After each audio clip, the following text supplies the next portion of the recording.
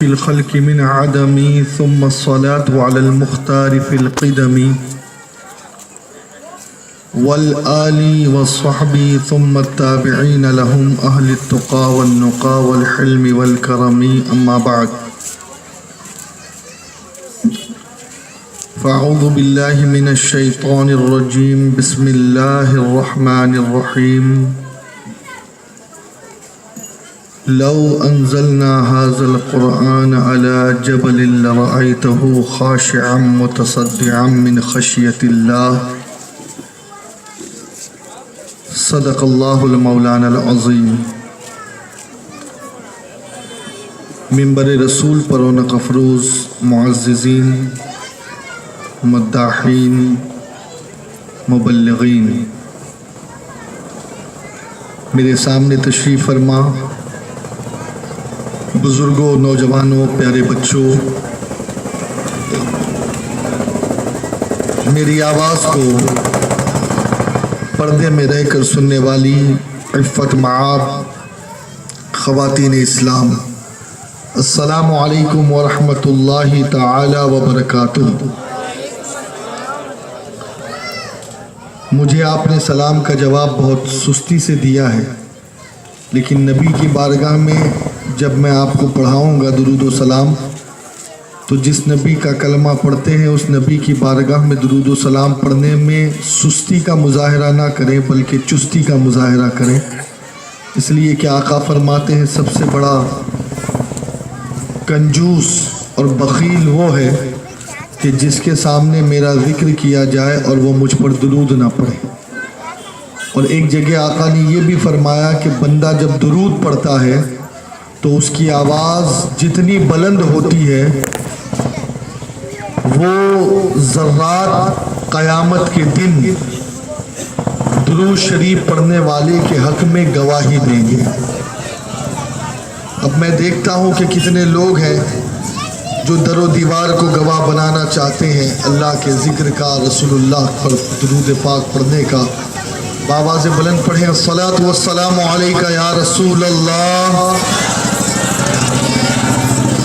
الصلاۃ والسلام علیکہ یا حبیب اللہ، الصلاۃ والسلام علیکہ یا نبی اللہ، وعلی آلکہ واصحابکہ یا حبیب اللہ صلی اللہ تعالی علیہ وسلم۔ جزا اللہ عنا سیدنا محمدن صلی اللہ علیہ وسلم ما ہوا اہلو۔ اس درود کی فضیلت یہ ہے کہ اگر کوئی ایک بار اس درود کو پڑھ لے تو 70 فرشتے، کتنے فرشتے؟ 1000 دن تک اس درود پڑھنے والے کے لیے نیکیاں لکھتے رہیں گے۔ سب سے پہلے تو میں آپ کو مبارکباد پیش کروں کہ الحمدللہ سن ہجری 1436 کا اسلامی دوسرا مہینہ جسے سفر المظفر کے نام سے یاد کیا جاتا ہے وہ آج شروع ہو گیا اور اس کی پہلی تاریخ ہے۔ اور اس مہینے کے حوالے سے اپنے ذہن میں یہ بات رکھیں کہ لوگ 13 تیجی کا مہینہ اسے کہتے ہیں، کچھ لوگ منحوس مہینہ کہتے ہیں، کچھ یہ کہتے ہیں کہ اس مہینے میں تجارت یا لین دین نہیں کرنا چاہیے، کچھ کہتے ہیں اس مہینے میں شادی بیاہ نہیں کرنا چاہیے۔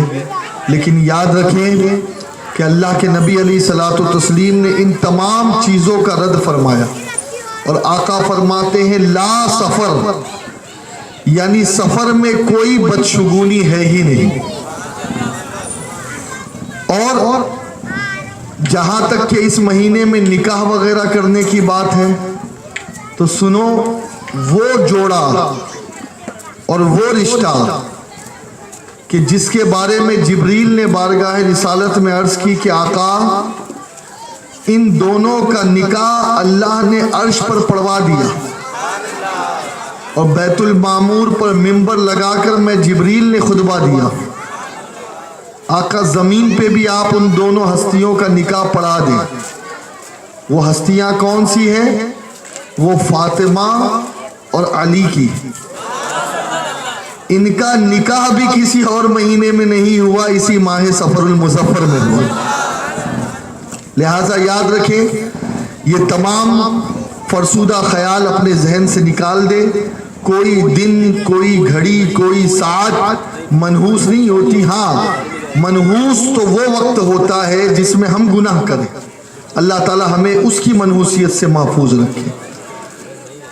تو یاد رکھیں، سفر میں نکاح بھی کیا جا سکتا ہے، کرنا بھی چاہیے۔ سیدہ فاطمہ کا نکاح بھی اسی مہینے میں ہوا، اور اس مہینے کے حوالے سے انشاءاللہ آپ بہت ساری چیزیں سنیں گے۔ ایک چیز اور میں آپ کو بتا دوں کہ کچھ لوگ آخری بدھ بھی مناتے ہیں اور یہ کہتے ہیں کہ حضور صلی اللہ علیہ وسلم جو ہے وہ سیر و تفریح کے لیے نکلے، لہٰذا گھاس، ہری گھاس پر قدم رکھنا چاہیے اور پارکوں میں گھومنا چاہیے۔ تو یاد رکھیں، اس کی بھی کوئی اصل نہیں ہے، بلکہ شارحین حدیث بیان کرتے ہیں کہ آقا علیہ الصلوۃ والتسلیم کا مرض ماہ سفر میں اور زیادہ شدت پکڑ گیا، اور اتنا شدت پکڑ گیا آخری بدھ کے دن میں کہ پھر جب ربیع الاول شریف کا مہینہ آیا تو اس کی 12 تاریخ کو اللہ کے نبی علیہ الصلوۃ والتسلیم واصل بحق ہو گئے اور اللہ سے جا ملے۔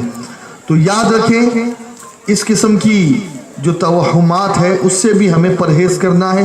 اللہ تعالیٰ قوم مسلم کو اس سے بچنے کی توفیق عطا فرمائے۔ الحمدللہ آج اس گلی میں، اس علاقے میں سنی دعوت اسلامی کا یہ عظیم الشان سنی اجتماع، جو چھوٹا نہیں ہے، مختصر نہیں ہے، بلکہ الحمدللہ جن کا ذکر کیا جا رہا ہے وہ بڑے ہیں، اور ان کے ذکر کی نسبت سے اگرچہ تعداد کے اعتبار سے ہم کم ہو، یا علاقے کے اعتبار سے پاپولیشن کم ہو، یا سامنے سننے والوں کے حساب سے لوگ کم ہو، لیکن یہ محفل عظیم ہے، یہ اجتماع عظیم ہے، اس لیے کہ اس میں ذکر عظیم ہونے والا ہے، اور ہم عظیم لوگوں کا اور عظیم ہستیوں کا، عظیم شے کا ذکر ہم کر رہے ہیں۔ آج انشاءاللہ قرآن مقدس کی جس آیے پاک کی تلاوت کا میں نے شرف حاصل کیا، اس کے حوالے سے چند باتیں پیش کرنے کی میں سعادت حاصل کروں گا۔ پروردگار مجھے حق گوئی کی توفیق عطا فرمائے۔ وقت محدود ہے اور جو موضوع ہے وہ لامحدود ہے، اسی لیے اس مختصر سے وقت میں جو پیغام آپ کو دیا جائے، یقیناً یہ بازار ہے، اور اللہ کے نبی علیہ الصلوۃ والتسلیم کی بارگاہ میں صحابہ نے جب پوچھا تھا آقا سب سے اچھی جگہ زمین پر کون سی ہے اور سب سے بری جگہ زمین پر کون سی ہے، تو آقا نے جواب نہیں دیا، توقف فرمایا۔ اللہ نے جبریل کو بھیجا، اور جبریل کے ذریعے سے اللہ نے اپنے محبوب صلی اللہ علیہ وسلم سے کہلوایا، اے محبوب آپ بتا دیں کہ اس روئے زمین پر سب سے بہتر جگہ مسجدیں ہیں، اور اس روئے زمین پر سب سے بدتر جگہ بازار ہے۔ اور یاد رکھیں، ہم بازار میں جب اللہ کا ذکر کریں گے تو یقیناً شیطان کو بہت تکلیف ہوگی، اور وہ کسی صورت یہ نہ چاہے گا کہ آپ اللہ اس کے رسول کا ذکر کر سکے، سن سکے، لہٰذا وہ الگ الگ طریقے سے، کبھی اسکوٹر کے طریقے سے سامنے آ جائے گا، کبھی گاڑی کے طریقے سے سامنے آ جائے گا، کبھی کوئی شور و غل ہوگا۔ لیکن میں آپ سے عرض کروں، دیکھیے جو بات استاد زمن نے کی نا، دل میں ہو یاد تیری، گوشے تنہائی ہو، پھر تو خلوت میں عجب انجمن آرائی ہو۔ آپ یہ سوچے ہی نہیں کہ آپ کسی بازار میں یا ایسی جگہ پر بیٹھے ہیں، آپ ہیں اور آپ کے رب کی یاد آپ کے دل میں ہے، اور بس اپنی پوری توجہ اسی پروردگار کی طرف لگا دیں انشاءاللہ، تو ہمارا آنا بیٹھنا سننا سنانا سب اللہ تبارک و تعالیٰ اپنے حبیب کے صدقے میں قبول فرما لے گا۔ درس قرآن نہ اگر ہم نے بھلایا ہوتا، یہ زمانہ نہ زمانے نے دکھایا ہوتا، اور وہ معزز تھے زمانے میں مسلمان ہو کر، آج ہم خوار ہیں تاریک قرآن ہو کر۔ اگر ہم مومن ہیں تو ہم پر بہت سارے حقوق ہیں۔ ایک اللہ کا حق ہے جسے حقوق اللہ کہتے ہیں، ایک مخلوق کا حق ہے، اور مخلوق کے حق میں اللہ کے حق کے بعد نبی کا حق آتا ہے، اور اسی کے ساتھ ساتھ اللہ کی کتاب قرآن کا حق آتا ہے، بندوں کا حق آتا ہے، ماں باپ کا، بیوی کا، بچوں کا، پڑوسیوں کا، رشتہ داروں کا، محلے داروں کا، شہر میں ساتھ رہنے والوں کا، ان تمام کا حق ہے، مسلمانوں کا، غیر مسلموں کا، یہ سارے حقوق ہم پر ہے۔ اور جب تک کہ ہم ان حقوق کو ادا نہیں کریں گے اس وقت تک کہ صحیح معنوں میں ہم کامل مسلمان بن نہیں سکتے۔ لہذا یہ جو قرآن جو کتابی شکل میں آج ہمارے گھروں میں، مسجدوں میں، لائبریریوں میں اور کئی لوگوں کے دلوں میں موجود ہے، اس قرآن پاک کے بھی کچھ حقوق ہیں، اور یہ کل قیامت کے دن اپنے حق ادا کرنے والے کی سفارش کرے گا، اور جس نے اس کے حق کو نہ پہچانا اور جس نے اس کے حق کو پامال کیا تو کل قیامت کے میدان میں وہ اللہ کی بارگاہ میں اس کی شکایت کرے گا اور اسے جہنم میں پہنچا دے گا۔ آج کی اس محفل میں ہمیں غور یہ کرنا ہے، ہمیں فکر یہ کرنی ہے کہ کیا ہم کتاب الہی کا حق ادا کر رہے ہیں؟ کیا اس کتاب کے ساتھ ہم انصاف کر رہے ہیں؟ یہ کتاب جس مقصد کے لیے اللہ نے ہمیں عطا فرمائی، کیا ہم اس مقصد کو حاصل کر رہے ہیں؟ آج ہمیں فکر کرنی ہے اس مختصر سے وقت میں، اور یاد رکھیں جو ہم نے ایک ٹریڈیشن بنا لیا ہے اپنا کہ گھر میں بچہ پیدا ہو بسم اللہ خوانی ہو، بچے کو یسرنا القرآن پڑھایا جائے، بغدادی قاعدہ پڑھایا جائے، پھر قرآن پاک کسی آپا کے ذریعے سے یا کوئی بھی اگر ٹیوشن پڑھانے والا ہو اس کے ذریعے سے یا مسجد میں مولویوں کے پاس بھیج دیں، پھر جب قرآن ختم ہو جائے تو فاتحہ کر دیں، گجرا پہنا دے، نشرہ کر دے، یہ تمام چیزیں کر کر کے نیاز کر دے، اور پھر اس کے بعد یا تو کبھی رمضان میں قرآن کھول لیتے ہیں یا کسی کے گھر میں میت ہو جائے تو قرآن کھول لیتے ہیں۔ بس اس سے زیادہ ہم نے اس قرآن کو کچھ سمجھا نہیں ہے اور کچھ اس سے زیادہ سمجھنے کی کوشش بھی نہیں کر رہے۔ اور ہاں، جن کا تعلق درگاہوں سے ہے یا نیاز فاتحہ وغیرہ سے ہے تو وہ کبھی کبھی نظر و نیاز کے وقت قرآن پڑھ لیتے ہیں، یا پھر درگاہ پر جاتے ہیں تو ایصال ثواب کے لیے قبرستان وغیرہ پر قرآن پڑھ لیتے ہیں۔ اس سے زیادہ نہ ہم کچھ کر رہے ہیں اور نہ قرآن کے حوالے سے کچھ سمجھ رہے ہیں اور نہ اس کے حق کو ہم پہچان رہے ہیں۔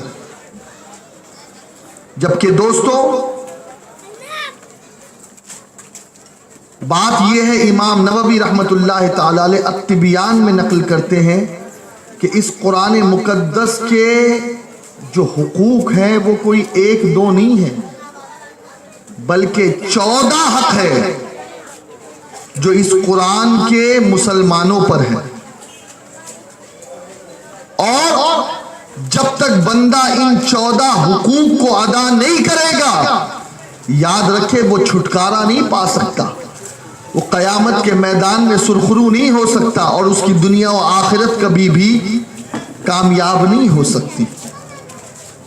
آج آپ چونک گئے ہوگے یہ سن کے کہ 14 حقوق، جی یہ میت پر پڑھنے والی کتاب نہیں ہے، یا صرف کسی کی جان نہیں نکل رہی ہو، دم نہیں نکل رہا ہو تو اس کے سرہانے یاسین پڑھ کے دم کر دو، تو یہ جان نکالنے والی کتاب نہیں ہے، بلکہ یہ تمہارے اندر زندگی پیدا کرنے والی کتاب ہے، یہ تمہاری گندگی دور کرنے والی کتاب ہے، یہ تمہاری اصلاح کرنے والی کتاب ہے، یہ تمہیں صراط مستقیم پر چلانے والی کتاب ہے، یہ تمہیں گمراہی سے بچانے والی کتاب ہے، یہ تمہیں بیرا روی سے روکنے والی کتاب ہے، یہ تمہیں اللہ کا صحیح معنوں میں بندہ بنانے والی کتاب ہے۔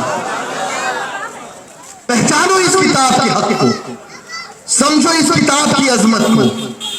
اور یہ قرآن خود کہتا ہے، اللہ فرماتا ہے اسے کوئی آسان یا معمولی مت سمجھنا، بلکہ امام احمد بن حنبل رحمت اللہ تعالی علیہ نے تو اپنی جان اسی لیے دے دی۔ ان کا کہنا کیا تھا؟ وہ کہتے تھے کہ اللہ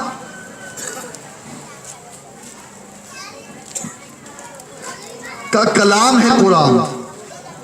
کس کا کلام ہے؟ بولیے زور سے۔ آپ نے کبھی سمجھا ہے؟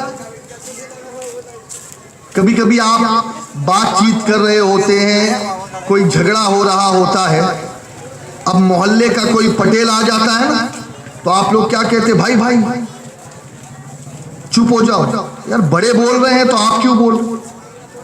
یعنی بڑوں کے آگے چھوٹوں کی بولتی بند ہو جاتی ہوتا ہے نا۔ امام صاحب پہنچ گئے تو فوراً لوگ کہے گے یار امام صاحب بول رہے ہیں نا، یار آپ لوگ سنو تو صحیح کیا بول رہے ہیں۔ یعنی یہ ہمارا ایک انڈرسٹوڈ ہے یہ چیز کہ جب بڑے کی بولی سامنے آ جائے تو چھوٹوں کی بولتی بند ہو جاتی ہے۔ اب مجھے بتا دے کہ اللہ سے بڑا کوئی ہے تو اس کے کلام سے بڑھ کر کے کس کا کلام ہو سکتا ہے؟ اس کی بات سے بڑھ کر کے کس کی بات ہو سکتی ہے؟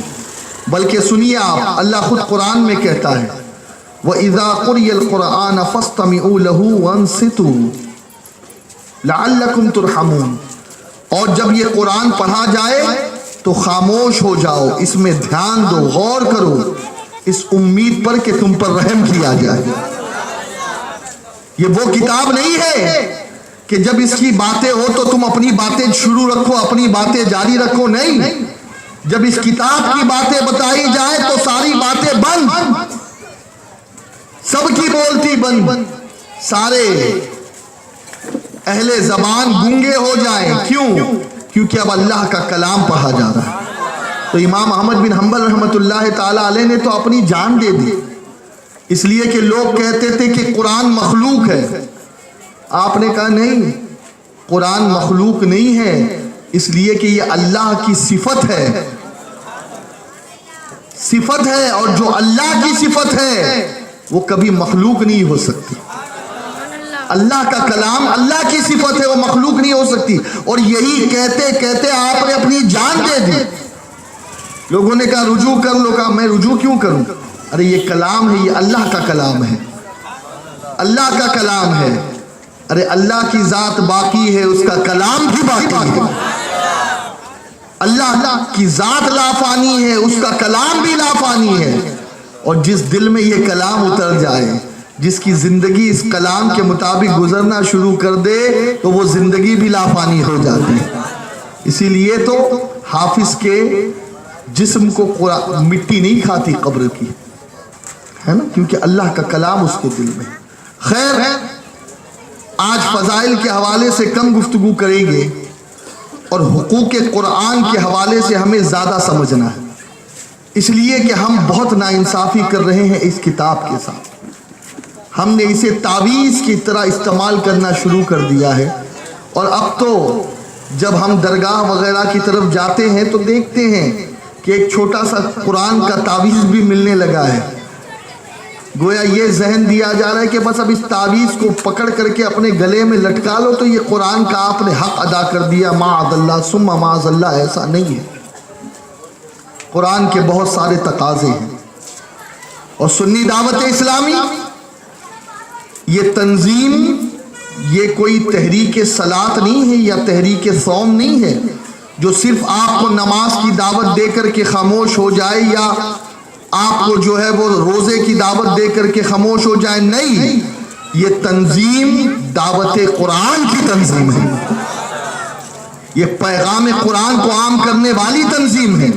اور اسی لیے ہماری کوشش یہ ہوتی ہے کہ قرآن مقدس کے اسلوب کو، قرآن مقدس کے جو انوار اور معارف ہے اسے لوگوں تک پہنچانے کی کوشش کرے.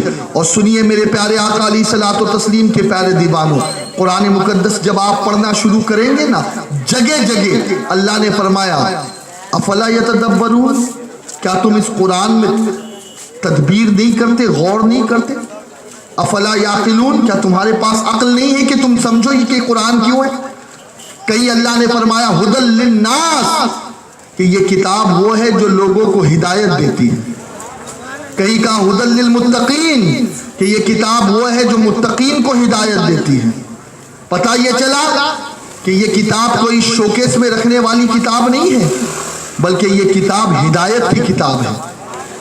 جگہ جگہ قرآن نے تمہیں جھنجھوڑا کہ اے لوگوں اس کتاب کو سمجھنے کی کوشش کرو، اس کتاب کو پڑھنے کی کوشش کرو، اس کتاب سے اپنے آپ کے اندر تبدیلی لانے کی کوشش کرو، اپنے اندر چینجز پیدا کرنے کی کوشش کرو، اپنی زندگی کو بدلنے کی کوشش کرو. اور کان کھول کر کے سن لو، یہ جو ہم نے ایک ٹرینڈ بنا لیا ہے کہ بچے کا قرآن ختم ہوتا ہے تو اب تو ایسے بھی آپ کو بڑے اور بوڑھے ملیں گے کہ جن کو قرآن پڑھنا ہی نہیں آتا. نوجوان ایسے ملیں گے جن کو قرآن پڑھنا ہی نہیں آتا. آپ کہیں گے کیسے؟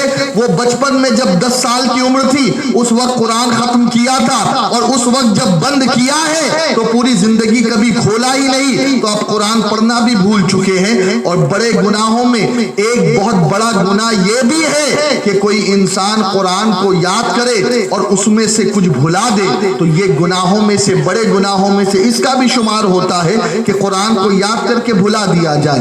خیر میرے پیارے آقا علیہ الصلوۃ والتسلیم کے پیارے دیوانوں، اس قرآن کے اندر غور کرنے کی ضرورت ہے. اس قرآن کے اندر جو ہے وہ تدبر کرنے کی ضرورت ہے. اور اگر ہم صحابہ کی زندگی کو دیکھیں، رسول اکرم صلی اللہ علیہ وسلم کی زندگی کو دیکھیں، اولیاء اکرام کی زندگی کو دیکھیں، تو وہ قرآن پڑھتے نہیں تھے بلکہ قرآن کے اندر غور کیا کرتے تھے، قرآن کے اندر فکر کیا کرتے تھے، تدبر کیا کرتے تھے، ہر آیت پر نظر کرتے تھے. تو یہ سوچتے تھے کہ اس میں اللہ تعالی ہم سے کیا فرما رہا ہے، اللہ رب العزت جل شانہ کی منشا کیا ہے. آؤ میں آپ کو بتاؤں، صحابہ اکرام کی زندگی یہ ہوتی، حضور اکرم صلی اللہ علیہ وسلم کی زندگی یہ ہوتی کہ کبھی کبھی تو ایک آیت پڑھتے اور رونا شروع کر دیتے، اور اسی آیت کو پڑھتے پڑھتے پوری رات گزارتے نظر آتے.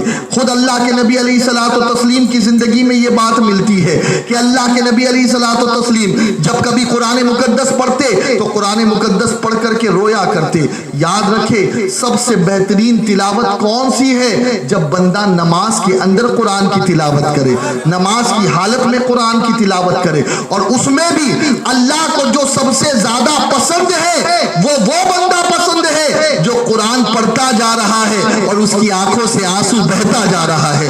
اس لیے کہ اللہ نے قرآن کی یہ خاصیت بیان کی کہ یہ قرآن کیا ہے. لو انزلنا ھذا القرآن علی جبل لرأیتہ خاشعا متصدعا من خشیۃ اللہ، کہ اگر ہم اس قرآن کو کسی پہاڑ پر نازل کر دیتے تو تم دیکھتے کہ خوف خدا کی وجہ سے وہ پہاڑ ریزہ ریزہ ہو گیا.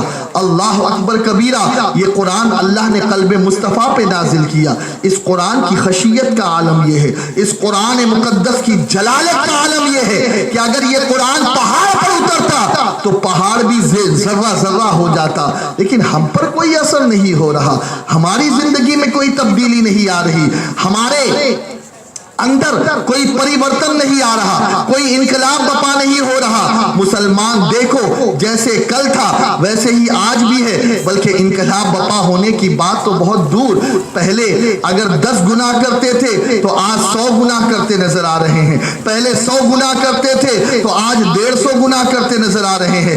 پہلے صرف سگریٹ, بیڑی اور پان اور تمباکو کھاتے تھے تو آج جو ہے کوکین, ڈرگز اور اسی کے ساتھ ساتھ جو ہے شراب اور ایم ڈی کا استعمال کرتے نظر آ رہے ہیں.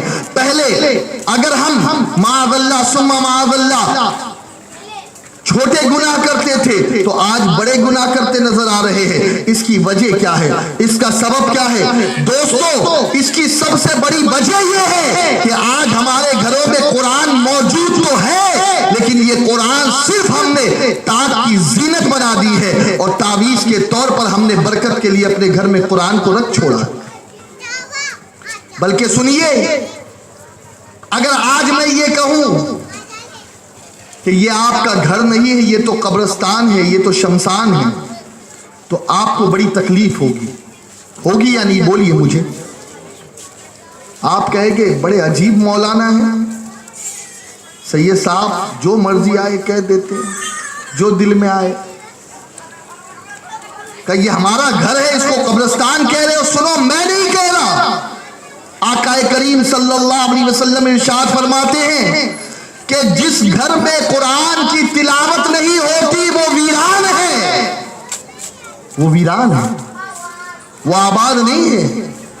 آج روزانہ کئی مرتبہ ٹی وی کا اسکرین صاف ہوتا ہے, روزانہ کئی مرتبہ بچے ریموٹ کنٹرول لے کر کے ٹی وی کے سوئچ کو بند کرتے ہیں, چالو کرتے ہیں, سیٹلائٹ باکس کے سیٹ اپ باکس کے سوئچ کو آف آن کرتے ہیں.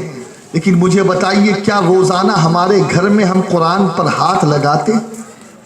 کیا اس کی تلاوت کرتے؟ بس رمضان کے مہینے میں جو چیزیں نظر آتی ہیں وہ بس نظر آتی ہے, اس کے علاوہ سال بھر. اور جو پڑھتے بھی ہیں, خدا کی قسم وہ سمجھتے نہیں ہیں, وہ سمجھنے سے قاصر ہے. نہ سمجھتے ہیں, نہ سمجھنے کے لیے کسی عالم دین کے پاس جانے کی کوشش کرتے ہیں, نہ سمجھنے کے لیے سنی دعوت اسلامی کے مبلغین سے رابطہ کرتے ہیں, نہ سمجھنے کے لیے سنی دعوت اسلامی کے اجتماع کی طرف اپنے قدموں کو بڑھاتے. نہیں, ضرورت ہی نہیں ہے. معاذ اللہ. سنو, سیدنا امام غزالی رحمت اللہ تعالی علیہ حجت الاسلام ارشاد فرماتے ہیں, اگر کوئی قرآن مقدس کے اندر ایک لمحے کے لیے غور کرتا ہے, کتنے لمحے کے لیے؟ بولیے ذرا بلند آواز سے. ایک لمحے کے لیے غور کرتا ہے تو اللہ تعالیٰ اسے 1 سال کی عبادت کا ثواب عطا فرماتا ہے. قرآن پڑھنے کی فضیلت الگ ہے, سمجھنے کی الگ ہے. آقا نے فرمایا کوئی الف لام میم پڑھے اسے 30 نیکی, 1 نیکی, اور قرآن کہتا ہے کہ 1 کے بدلے ہم 10 دیتے تو 30 نیکی ہے. ملا علی قاری کہتے ہیں کہ یہ 30 نہیں ہے بلکہ 90 ہے, کیونکہ الف میں بھی 3 حرف ہے, لام میں بھی 3 حرف ہے, اور میم میں بھی 3 حرف. لیکن اب یہ جو 90 نیکی بھی مل رہی ہے وہ بھی بغیر سمجھے مل رہی ہے, اس لیے کہ یہ حروف مقطعات ہے, جس کا مطلب اللہ جانے یا اس کی عطا سے اس کے محبوب رسول جانے. بندہ نہیں جان سکتا, جبریل نہیں جانے. جبریل نہیں جانتے تو بندہ کیا جانے گا؟ کچھ لوگ کہتے جبریل استاد کہاں سے ہو گئے بھائی؟ جبریل تو میرے آقا کے شاگرد ہے, اس لیے کہ ڈیوٹی ہے جبریل کی قرآن کی آیتیں پہنچانا, لیکن اس کو سمجھنا یہ جبریل کی ڈیوٹی, سمجھانا ڈیوٹی نہیں ہے. ارے آقا سمجھ بھی رہے ہیں, سمجھا بھی رہے ہیں. اور جب کاف ہا یا عین صاد نازل ہوئی, جبریل کہہ رہے کاف, آقا فرماتے علمتو, ہا علمتو, ہا کاف ہا یا عین صاد, آقا فرماتے علمتو, یا کہیں فہمتو آیا کہ میں سمجھ گیا. یعنی جبریل کو بتا رہے, جبریل تم چکر میں ہو کہ کیا ہے اس کا مطلب؟ جبریل تمہیں اس میں فکر کرنے کی ضرورت نہیں ہے، رب نے کہا، اس کے بندے اس کے محبوب نے سمجھ لیا۔ یہاں پتہ یہ چلا کہ الف لام میم جس کو آپ سمجھ نہیں سکتے، میں سمجھ نہیں سکتا، ہے ہی نہیں ہمارے عقل اور ادراک کے اندر وہ بات، اللہ جانے، اس کی عطا سے اس کا مصطفیٰ جانے، لیکن اس کو بھی الف لام میم کے بدلے 90 نیکی مل رہی ہے، تو سمجھ لو جو بندہ قرآن سمجھ کر پڑھے گا اس کی نیکیوں کا حال کیا ہوگا، اس کی نیکیوں کا عالم کیا ہوگا۔ اور یاد رکھو دوستو، قرآن مقدس کے حوالے سے ہمیشہ اللہ کا خوف اپنے دل میں رکھنا، اس لیے کہ یہ اللہ رب العزت جل شانہ کی صفتوں میں سے ایک ہے، اس کا کلام ہے نا، اور یہ نچوڑ ہے ساری آسمانی کتابوں کا، اور قیامت تک کہ نہ کوئی رسول آئے گا اور نہ کوئی اور کتاب آئے گی۔ زبور، توریت، انجیل سب منسوخ ہو گئی۔ آج بھی کچھ نادان مسلمان ہیں جو پتہ نہیں کبھی کبھی توریت لے کر بیٹھ جاتے ہیں، انجیل لے کر بیٹھ جاتے ہیں، زبور لے کر بیٹھ جاتے ہیں، جس میں تبدیلی ہو چکی ہے، اور پھر آ کر کے ہم سے کہتے ہیں یار بہت سملر ہے۔ سنو سنو، سیدنا فاروق اعظم رضی اللہ تعالیٰ عنہ کے ہاتھوں میں ایک مرتبہ غالباً توریت کا اصلی نسخہ تھا، اور وہ تلاوت کر رہے تھے توریت کی، تو آقا کے چہرے پر جلال کے اثر نمودار ہو گئے۔ آقا نے فرمایا، اے عمر، قرآن کے ہوتے ہوئے اب کسی اور کتاب کے پردے کی ضرورت نہیں ہے، سارے احکام منسوخ ہو گئے، ساری کتابیں منسوخ ہو گئی ہے، اب قرآن ہی کی تعلیم چلے گی قیامت تک کے۔ پڑھنا ہے تو قرآن پڑھو، سمجھنا ہے تو قرآن سمجھو۔ لیکن نادانوں، آج ہماری کیفیت کیا ہے، مسلمانوں کی پوزیشن کیا ہے؟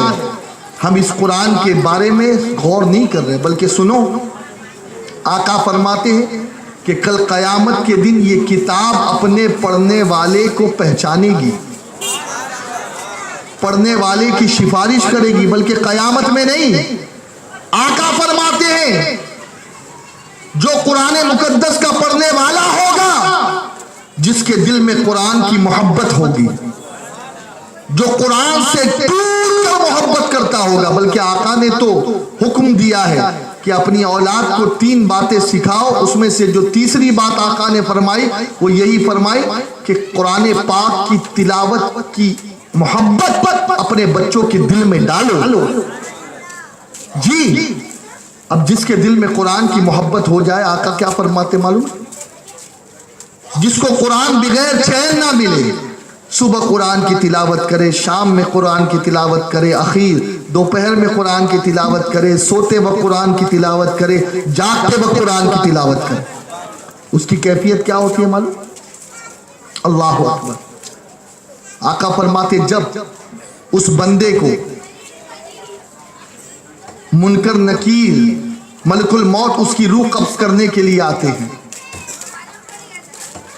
تو اس وقت یہ قرآن سامنے آ جاتا ہے، کہتا ہے ایسے روح قبض کرنا جیسے دودھ سے مکھی نکالی جاتی ہے، اس لیے کہ یہ مجھ سے محبت کرنے والا ہے، اس کی نزع کو آسان کر دیتا ہے۔ یہاں تک کہ جب اس کی روح نکل جاتی ہے تو قرآن اس کے اوپر رہتا ہے، اور پھر جب اس بندے کو قبر میں پہنچایا جاتا ہے، منکر نکیر آتے ہیں تو قرآن اس کے اور منکر نکیر کے بیچ آ جاتا ہے اور کہتا ہے نہیں، کیسا سوال کرتے ہو اس سے، ارے یہ تو میرا چاہنے والا ہے، یہ تو صبح و شام میری تلاوت کرتا تھا۔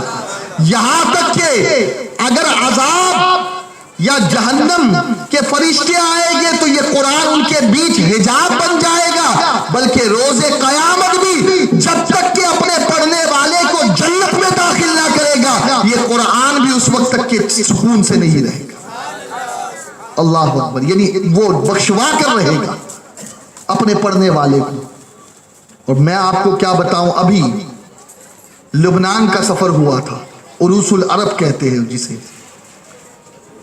وہاں پر ایک بہت بڑی اللہ کی ولیہ کا مزار ہے، حضرت امام اوزائی کا بھی مزار وہیں پر، الحمدللہ فقیر نے زیارت کی اس کی۔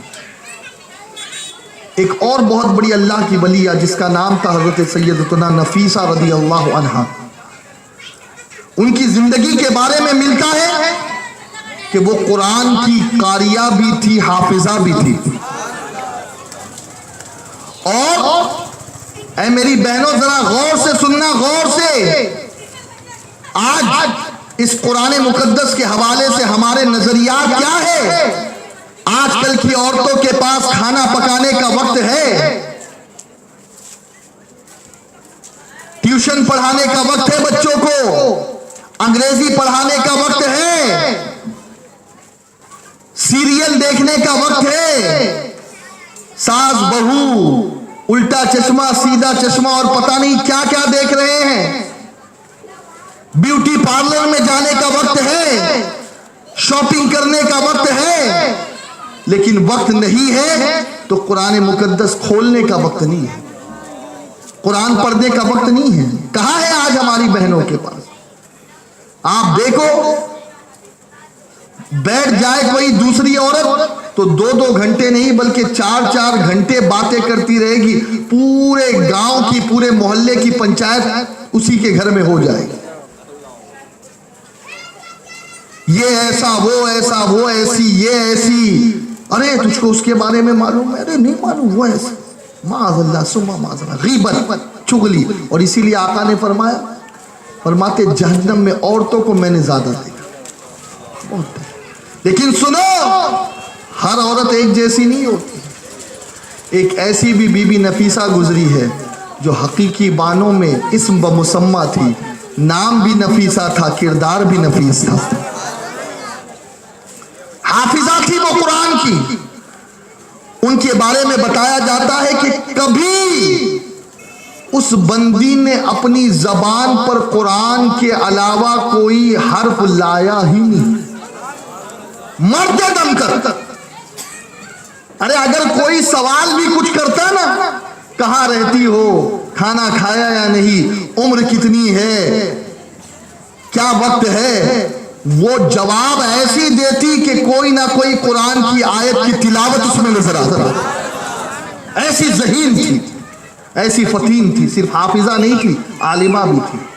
اور یاد رکھو قرآن مقدس کا حافظ جو اپنے گھر والوں میں سے 10 کی شفاعت کرے گا نا، تو وہ بھی وہ حافظ ہوگا جو قرآن پر عمل کرنے والا ہوگا. یہ نہیں کہ صرف تراویح پڑھانے والا حافظ، نہیں. قرآن یاد کرنے کے ساتھ ساتھ اسے پڑھ کر کے اسے سمجھ کر اس پر عمل کرنے والا. اچھا ایک چیز میں آپ سے پوچھتا ہوں، دیکھیے ذرا سمجھیے اس چیز کو. بہت آسان مثال میں دے رہا ہوں، اللہ کرے کہ آپ کے سمجھ میں آ جائے.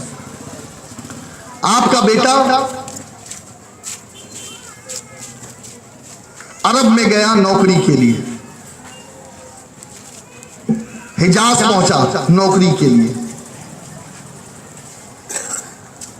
وہاں پر جانے کے بعد اردو یہاں کی لینگویج تھی، لیکن وہاں جانے کے بعد کچھ اس نے عربی بھی سیکھ لی، لکھائی پڑھائی. اب اس کے دل میں یہ آیا کہ یار چلو میں اپنے باپ کو خط لکھوں اور عربی میں خط لکھوں. اس نے عربی میں خط لکھا، کئی سال وہاں رہ گیا. اب وہ خط گھر پر آیا، دیکھا باپ نے کھولا تو سر پر ہاتھ رکھ کر بیٹھ گیا. ارے یہ کیا کون سی زبان میں ہے؟ عربی. اب مجھے بتائیے وہ باپ اگر اپنے بیٹے سے محبت کرتا ہے اور وہ اس کی کیفیت کیا ہوگی؟ وہ بے قرار ہوگا یا نہیں؟ بھئی بیٹا کہنا کیا چاہتا ہے؟ چلیے آج تو واٹس ایپ کا زمانہ ہے، وائبر کا زمانہ ہے، وی چیٹ اور لائن کا زمانہ ہے، تو اس نے عربی میں میسج بھیج دیا تو باپ کیا کرے گا؟ وہ میسج رکھ کر کے اس کو گھر میں سنبھال کے رکھے گا کہ جب بیٹا آئے گا نا عرب سے کبھی 2 سال 4 سال بعد تو بیٹے سے پوچھ لوں گا بیٹا تو نے کیا لکھ کر بھیجا تھا. ایسا کرے گا؟ بولو کیا کرے گا؟ اسے پڑھنے کی کوشش کرے گا، سمجھنے کی. جب سمجھ نہیں پائے گا، عربی زبان ہی نہیں، کہاں سے سمجھے گا؟ پھر کیا کرے گا؟ وہ کہے گا یار محلے میں چلو امام صاحب کے پاس. آج کل تو اماموں کو بھی عربی نہیں آتی، معاف کرنا. ایک زمانہ تھا جب امام بھی ایسا ہوتا تھا جو عربی بولتا تھا. عربی سمجھتا تھا، اور آج کل تو پتہ نہیں کیسے کیسے امام آ رہے ہیں. ہاں چند ایک ہوں گے جن میں سے جن کو عربی آتی ہوگی، ورنہ تو آج عربی بھی نہیں آتی. عالم ہے، فاضل ہے، عربی مدرسے سے پڑھ کر آئے ہوئے، عربی یونیورسٹی سے فارغ ہے، لیکن عربی جناب نہیں آتی ہے. اللہ رحم و کرم فرمایا ایسے عربی دانوں پر، اور ہماری قوم کو اللہ سمجھ عطا. تو آدمی وہ بے چین رہے گا یا نہیں؟ بولیے مجھے. جب تک کہ وہ کسی سمجھدار سے سمجھ نہ لے کہ بیٹے نے لکھا کیا ہے. پتہ نہیں بیٹے کو کوئی وہاں مصیبت تو نہیں آ گئی؟ بھائی ہو سکتا ہے عراق میں تھا، IS والوں کے چنگل میں پھنس گیا، کہیں مصیبت تو نہیں آ گئی؟ ہاں تو بچے کے لیے میں کچھ ہاتھ پیر دوڑاؤں، ودیش منتری سے رابطہ قائم کروں، دہلی خط لکھوں کہ بھائی میرا بیٹا پھنس گیا ہے، ہیلپ لائن پر فون کروں، میرے بچوں کو بچاؤ، ہے نا؟ ہے یا نہیں؟ بولیے. تو وہ بے چین ہوگا. اور اس کو چین کب ملے گا؟ جب وہ سمجھ لے گا کہ نہیں یار بچہ تو خیریت سے. بچے نے کہا ابا چونکہ میں عربی سیکھ گیا ہوں نا، اس لیے میں نے خط عربی میں لکھا تاکہ آپ کو پتا چلے کہ مجھے عربی بھی آتی ہے. بس اس مثال کو سامنے رکھ کر کہ میں آپ سے پوچھتا ہوں، دیکھو ایک تو بیٹے کی محبت ہے کہ زبان ہمیں نہیں معلوم لیکن بیٹا کیا کہنا چاہ رہا ہے ہم اس کے لیے بے چین ہیں. اور ایک ہم دعویٰ کرتے کہ ہم خدا سے محبت کرتے ہیں، لیکن اس خدا نے اس قرآن کے ذریعے سے 6666 آیتیں نازل کی، 114 سورتیں نازل کی، لیکن ہماری خدا سے محبت کا حال کیا ہے کہ ہم آج تک ایک آیت کو بھی نہیں سمجھ پائے اور نہ سمجھنے کی کوشش کر رہے ہیں، پھر بھی دعویٰ یہ ہے کہ ہم خدا سے محبت کرتے ہیں. کیسا دعویٰ ہے یہ بتائیے آپ. اچھا یہ جو مجمع ہے نا، اگر میں کلمے کا بھی مطلب پوچھ لوں نا جسے پڑھ کر ہم مسلمان ہوتے ہیں، یہ کلمہ بھی کون سی زبان میں ہے؟ بولیے. فارسی میں، عبرانی میں، تورانی میں، کس میں؟ بھائی بولیے نا. عربی میں ہے نا. لیکن اگر میں کہوں کہ بھائی یہ جو کلمہ ہے اس کا مطلب بتا دو ایگزیکٹ، تو آج کل تو علم کا وہ فقدان ہے کہ کئی تو بیچارے ایسے جنہیں کلمہ پڑھنا بھی نہیں آتا، اور جن کو کلمہ پڑھنا آتا بھی ہے وہ بھی اس کلمے کا ٹرانسلیشن نہیں جانتا. پھر بھی دعویٰ ہے کہ کیا ہم مسلمان نہیں؟ یہ ہماری سچویشن ہے بھائی. ہمیں سب آتا ہے.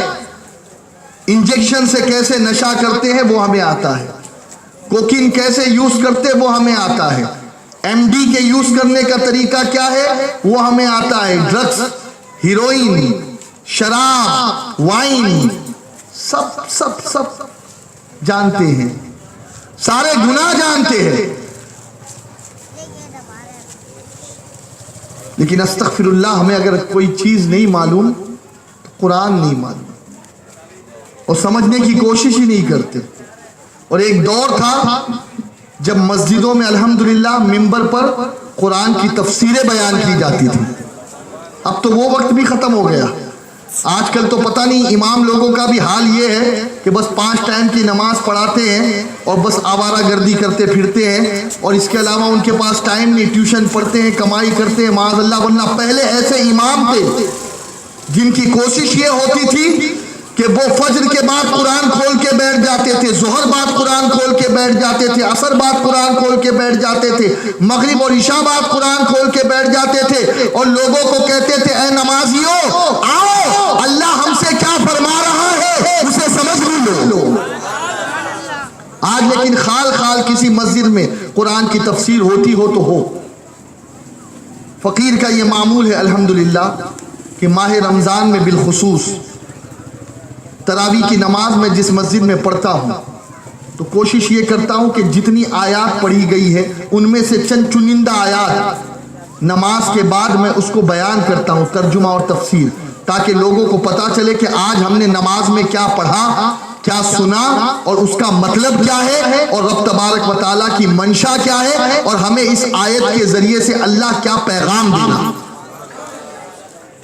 لیکن آج ہمارے حال بہت خراب ہو چکے. اور سنیے آپ، قیامت کے میدان میں اللہ کے نبی علیہ الصلوۃ والتسلیم ارشاد فرماتے ہیں ایک بندے کو جب جہنم میں جانے کا حکم ہوگا کہ اسے جہنم میں ڈال دیا جائے تو آقا فرماتے فوراً روزہ اور قرآن آڑے آ جائیں گے. اللہ کی بارگاہ میں روزہ کہے گا مولا میں نے اسے صبح صادق سے لے کر کے غروب آفتاب تک کھانے پینے اور خواہشات نفسانی سے روکے رکھا. مولا یہ تیری رضا کے لیے اپنے نفس کو اس نے کنٹرول میں کیا, بھوکا رہا پیاسا رہا. مولا میری سفارش اس کے حق میں قبول فرما. اللہ اس کی سفارش قبول کرے گا. ایسے ہی آقا فرماتے ہیں قرآن آڑے آ جائے گا, کہے گا مولا اس بندے پہ عذاب نازل مت کر. کیوں؟ کیونکہ یہ مجھ سے محبت کرتا, یہ راتوں کو جاگ جاگ کر میری تلاوت کرتا تھا, مجھے پڑھا کرتا تھا. صبح و شام اس کی نگاہوں میں میرا ہی تصور ہوتا تھا. مولا اس کی شفاعت, قرآن کی شفاعت میرے حق میں قبول فرما. اور اے رب کریم اپنے حبیب صلی اللہ علیہ وسلم پر جو تو نے قرآن نازل کیا ہے مولا اس قرآن مقدس, قرآن کہے گا مولا تو شفاعت قبول فرما. اللہ تبارک و تعالی اس قرآن کی شفاعت کو بھی قبول کرے گا اور اس بندے کو جہنم سے روک دے گا. آج کیا پوزیشن ہے ہماری, کیا حالات ہے ہمارے؟ کیا ہم قرآن مقدس کے حوالے سے بیدار ہیں یا بیزار ہیں؟ کتنے بچے ہیں جو قرآن جانتے ہیں, کتنے نوجوان ہیں جو قرآن جانتے ہیں؟ اور میں پورے یقین کے ساتھ یہ بات کہہ رہا ہوں خدا کی قسم, آج یہ جو پورے معاشرے میں بدامنی پھیلی ہوئی ہے, یہ جو گناہوں کا سیلاب پھیلا ہوا ہے, یہ جو بدکرداریاں پھیلی ہوئی ہے, یہ جو زنا عام ہے, یہ جو چوری عام ہے, یہ جو غیبتیں عام ہے, یہ جو چغل خوری عام ہے, یہ جو قتل و غارت گری عام ہے, یہ جو ایک دوسرے کا خون بہانا عام ہے, اللہ کی قسم کھا کر میں کہہ رہا ہوں اگر ہم قرآن پڑھنے والے, قرآن کو سمجھنے والے اور قرآن پر عمل کرنے والے بن جائے تو معاشرے سے برائی ختم ہو جائے اور معاشرہ پر عمل ہو جائے. ایک ایک بات جو میں کہہ رہا ہوں اسے غور سے سننا. یہ قرآن یہ ہدایت کی کتاب ہے. کیا آج ہم اس کتاب کا حق ادا کر رہے ہیں؟ ہم نے دین کو بہت محدود کر دیا ہے, دین کے دائرے کو سمیٹ دیا ہے. ہم نے تو یہ سمجھ لیا بس ہم اگر 5 وقت نماز پڑھ لینا تو یہی کافی ہے, ہم دیندار بن گئے. دوستو کیا منہ دکھاؤ گے اللہ کی بارگاہ میں جب قرآن کے حقوق کے حوالے سے یہ قرآن ہم سے سوال کرے گا؟ سب سے سوال ہوگا, بلکہ جو جتنے بڑے علم والے ہوگے ان سے سوال اتنا زیادہ ہوگا. جی جو گھر کا بڑا ہوگا اس سے سوال زیادہ ہوگا کہ تو نے اپنے بیٹے کو جاہل کیوں رکھا دین کے علم سے. بلکہ حدیث پاک میں ہے ایک بندے کو قیامت کے میدان میں لایا جائے گا اور حکم ہوگا اسے جہنم میں ڈال دو. تو وہ کیا عرض کرے گا معلوم؟ مولا میرا قصور کیا ہے؟ کہے گا بندے تو نے حرام کھایا, تو نے گناہ کیا, تو نے دین نہیں سیکھا, قرآن کی تلاوت نہیں کی. وہ کہے گا مولا اس میں میرا کیا قصور ہے؟ میرے باپ نے مجھے دین سے جاہل رکھا اور میرے باپ نے مجھے حرام کھلایا, مولا میں کیا کر سکتا ہوں؟ اس وجہ سے اس کے باپ کی نیکیاں ختم کر دی جائے گی اور اس بندے کو بھی جہنم میں ڈال دیا جائے. یاد رکھیں ہمیں چھٹکارا ملنے والا نہیں ہے. ہم خواب غفلت میں سوئے ہوئے ہیں, ہم قرآن سے بہت دور ہو چکے ہیں. ہمارے پاس قصے, کہانی, ناول,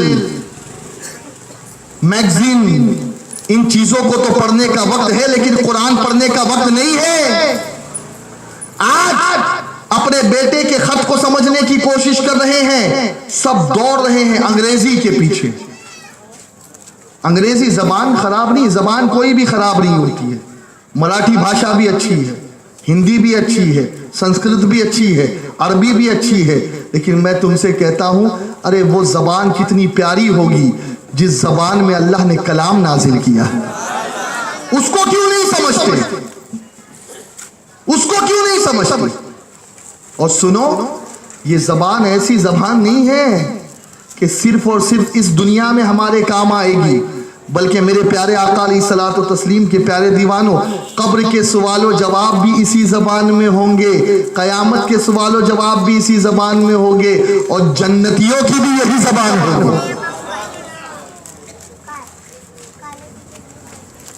اپنے آپ کو بدلو. ہم بہت ناانصافی کر رہے ہیں اس کتاب کے ساتھ, ہم اس کے حق کو ادا نہیں کر رہے ہیں. اس میں سب ہے, آپ بھی ہیں, میں بھی ہوں. آج ہماری تقریروں کا موضوع قرآن کہاں رہ گیا ہے. آج باتیں کر رہے ہیں یہاں وہاں کی کر رہے ہیں. یاد رکھو دوستو, مسلمان کی زندگی میں اگر سب سے زیادہ عزیز اسے کوئی شے ہے تو وہ اللہ کا کلام قرآن ہی ہونا چاہیے. کیا ہے جو اس قرآن میں نہیں ہے؟ تبیان لکل شے. ارے بلکہ سن لو, یہ دنیا کے جتنے بھی علوم نکل کر آئے ہیں وہ سارے علوم اسی قرآن سے نکلے ہیں. سائنس بھی اس قرآن کی دین ہے, ہسٹری بھی اسی قرآن کی دین ہے, میڈیکل بھی اسی قرآن کا سبجیکٹ ہے, یہ فلکیات بھی اسی قرآن کا سبجیکٹ ہے. جی جی, بلکہ اگر میں آپ کو بتاؤں تو آپ کی عقل حیران ہو جائے گی. ایک مرتبہ امام غزالی رحمت, آج تو معاملہ یہ کسی مولوی کے پاس اگر کوئی سائنس کا اسٹوڈنٹ پہنچ جائے نا اور کوئی سوال کر دے تو وہ قرآن سے جواب دینے میں ہٹپٹا جاتا ہے, بالکل وہ گھبرا جاتا ہے. الا ماشاء اللہ, اللہ نے جسے علم سے نوازا ہے اس کی بات نہیں کرتا, ورنہ اکثریت کا حال یہی ہے. امام غزالی کے پاس ایک عیسائی پہنچا, غور سے سننا. اس نے کہا کہ امام, آپ کے کلام میں ستاروں کی سیدھی گردش کا ذکر تو ہے. کہہ دو سبحان اللہ. ہو سکتا ہے یہاں پر بہت سارے ایسے لوگ ہو جن کو معلوم ہی نہ ہو یہ. جی جی, قرآن میں سب ہے, بلکہ کوئی خشک و تر ایسا نہیں ہے جو اس کتاب میں نہیں ہے. یہ بات اور ہے کہ ہم نہ ڈھونڈ سکے, ہمارا علم کم ہے, لمیٹڈ ہے, لیکن اس قرآن میں سب ہے. تبیان لکل شے, قرآن کا اعلان ہے, ہر شے کا بیان ہے. Each and everything in this book. کہا امام غزالی سے, امام آپ کہتے قرآن میں سب کچھ ہے. حضرت علی سے بھی تو پوچھا گیا تھا. حضرت علی کا تو ماشاءاللہ یہ ٹاپک ہی تھا, کہتے تھے جو پوچھنا ہے پوچھ لو, علی قرآن سے جواب دے گا. کیا قرآن سمجھنے والے تھے. آج ہے ایسے لوگ, بتاؤ ہے ایسے لوگ؟ ہاں, ایک عالم دین کو میں نے دیکھا, اللہ ان کی عمر میں برکت دے, انہیں سلامت رکھے. وہ کہتے ہیں اے لوگوں, تم کو جو پوچھنا ہے پوچھو, انشاءاللہ میں قرآن سے جواب دوں گا. اور وہ عالم دین حضور مفکر اسلام علامہ قمر الزمان اعظمی, اللہ انہیں سلامت رکھے. ایسے بڑے کم عالم نظر آتے ہیں, کم عالم نظر آتے ہیں. قرآن پر گہری نظر جس کی ہوگی وہی یہ کہہ سکے گا. اور علی بولتا ہوا قرآن, ہم علی کو کہتے ہیں. آقا نے فرمایا انا مدینۃ العلم وعلی بابها, علی دروازہ ہے علم کے. وہ علی اعلان کرتے تھے جو پوچھنا ہے پوچھ لو. اور پھر ان کی محفل ایسی ہی تھی نا بھائی, یہاں تو فکسنگ ہوتی ہے. فکسنگ سمجھتے ہیں یا نہیں؟ جو سوال جواب بھی ہوتے ہیں نا, पहले से सेटिंग होती है, भाई ये सवाल तू पूछना, तुझे माइक दिया जाएगा, तुझे माइक दिया जाएगा। वो अली की महफिल थी, कोई फिक्सिंग नहीं, कोई भी खड़े होकर के कुछ भी पूछ ले। तो एक यहूदी खड़ा हुआ, उसने सवाल किया, बड़ा अजीब सवाल किया।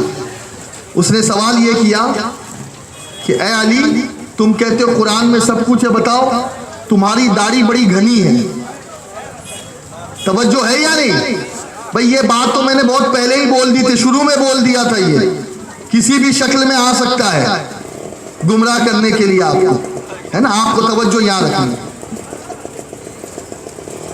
उसने सवाल क्या किया जरा सुनिए। कहा अली, तुम कहते हो जो सवाल तुम पूछो कुरान से जवाब देंगे। अब हजरत अली की दाढ़ी बड़ी घनी थी, सुभान अल्लाह, लेकिन यहाँ जिसकी घनी है उसको भी पता नहीं क्या हो जाता है कि वो उस घनी को साफ करके बिल्कुल सपाचट मैदान बना देता है, एयरपोर्ट बना देता है। अल्लाह ताला हमें सरकार की सुन्नत पे अमल करने वाला बना।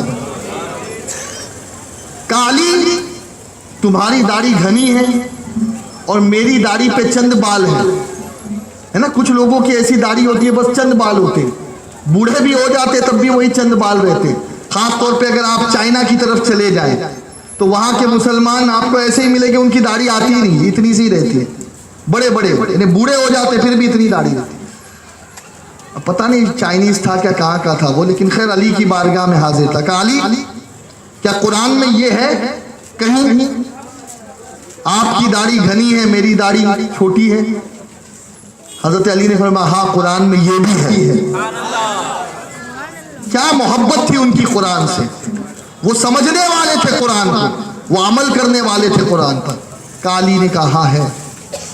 फिर हजरत अली ने कुरान की एक आयत पढ़ी जिसका मफहूम ये है कि जो ज़मीन बंजर होती है वहाँ अनाज भी अच्छी तरीके से नहीं उगता, और जो ज़मीन जरखेज़ होती है वहाँ पैदावार भी खूब होती है। तो ये ज़मीन जरखेज़ है इसीलिए पैदावार है, और तेरी ज़मीन जो है बंजर है इसीलिए चंद बाल है। अल्लाह अकबर। हज़रत अली ने जवाब दिया। तो ऐसे ही एक सवाल पूछने वाला आया था हज़रत इमाम गज़ाली के पास। इमाम गज़ाली, ओहो, आका से जब मेराज की रात इल्म के बारे में पूछा गया और जिब्री हज़रत मूसा ने सवाल किया था कि आका आपकी एक हदीस है, आपने हदीस में कहा है उलमाए उम्मती का अंबिया बनी इसराइल, के आपकी उम्मत के जो उलमा है वो बनी इसराइल के नबियों की मानिंद होगी। नबूवत में नहीं ना, नबूवत नहीं, नबूवत तो नहीं होगी किसी भी, लेकिन फजल के मामले में, तकवे के मामले में, इल्म के मामले में, अदल इंसाफ के मामले में बनी इसराइल के नबियों की तरह। कहा आका इसका जवाब दे मुझे। मूसा ने पूछा था मेराज की रात, आका ने उस वक्त रूह गज़ाली को हुक्म दिया। गज़ाली, इमाम गज़ाली अभी पैदा नहीं हुए, 500-600 साल बाद आने वाले। रूह गज़ाली को हुक्म दिया कि रूह गज़ाली को मूसा के सामने हाजिर किया जाए। हज़रत मूसा अलैहिस्सलाम है और इमाम गज़ाली है। आका ने जवाब दिलवाया। दो रिवायत मिलती है। एक रिवायत में यह है कि हज़रत इमाम गज़ाली ने सलाम किया, हज़रत मूसा ने जवाब दिया। हज़रत मूसा ने पूछा तुम्हारा नाम क्या है? तो इमाम गज़ाली ने कहा मेरा नाम मोहम्मद बिन मोहम्मद गज़ाली। तो मूसा अलैहिस्सलाम ने कहा भाई मैंने तुम्हारा नाम पूछा था, तुम्हारे बाप का दादा का नाम थोड़ी पूछा था। तो उन्होंने जवाब दिया था मूसा अल्लाह ने भी तुमसे कहा था, क्या कहा था? तिल का भी यमीनी का या मूसा, तुम्हारे सीधे हाथ में क्या है? कह देते आसा है, लेकिन तुमने भी कहा ये आसा है, मैं इससे पत्ते भी झाड़ता हूँ, जानवरों को चराता भी हूँ, बहुत से काम भी लेता हूँ। फिर आका ने रोका था अदब अदब अदब या गज़ाली, ये अदब का मकाम है, इसलिए कि तू उम्मती है, ये नबी है, नबी का अदब किया जाएगा। लेकिन जवाब मिल गया कि इस उम्मत के उलमा कितने अजीम होंगे। बल्कि आका फरमाते फारस का एक शख्स होगा कि अगर इल्म सुरैया पर भी होगा जो सबसे टॉप सितारा है, आका फरमाते वहां से भी वो ले आएगा। اور علماء نے اس کی شرح بیان کی کہ وہ امام اعظم ابو حنیفہ نعمان ابن ثابت کی ذات ہے. تو امام غزالی بڑے بلند پایا تھے, بڑے بلند پایا, بڑے. ان کے پاس آیا عیسائی, سوال کرنے لگا, حضور یہ بتائیں کہ قرآن میں یہ جو ستارے ہیں, انڈیا میں تو بامبے میں تو نظر ہی نہیں آتے, معاف کرنا, یہ تو جب گاؤں وغیرہ جاؤ نا تب پتہ چلے گا. اس لائٹ کے آگے یہ سب ہم اندھے ہو جاتے ہیں, حقیقی بات ہے. اتنی لائٹس ہوتی ہے کہ آگے کا دیکھ ہی نہیں پاتے, ورنہ ہے ستارے ہیں, چاند ہے, سب ہے, لیکن ہم دیکھ نہیں پاتے. گاؤں میں جاؤ تب پتہ چلتا ہے, جہاں لائٹ کم ہوتی ہے, اندھیرا ہوتا ہے, پھر آپ دیکھیں کیا قسم کی گردش ہوتی ہے ستاروں کی. معلوم ہے آپ کو, ایک تو ستارے سیدھا چلتے ہیں اور ایک الٹی گردش بھی ہوتی ہے. معلوم, ایک تو ان کے دائرے میں ہوتی ہے, ایک کبھی بیک ہوتے ہیں. یہ سائنس کے اسٹوڈنٹس جانتے ہیں. خاص طور پہ اس کو دمدار ستارہ بھی کہتے ہیں, جو یوں پلٹتا ہے. کبھی ہم اس کو ستارہ ٹوٹنا بھی کہتے ہیں, اس کی گردش کی وجہ سے. اب امام غزالی علیہ الرحمٰن نے کیا فرمایا, اچھا قرآن میں جو سیدھی گردش ہے وہ کہاں ہے, بتا مجھے. اسی سے سوال کیا, اس نے بتایا.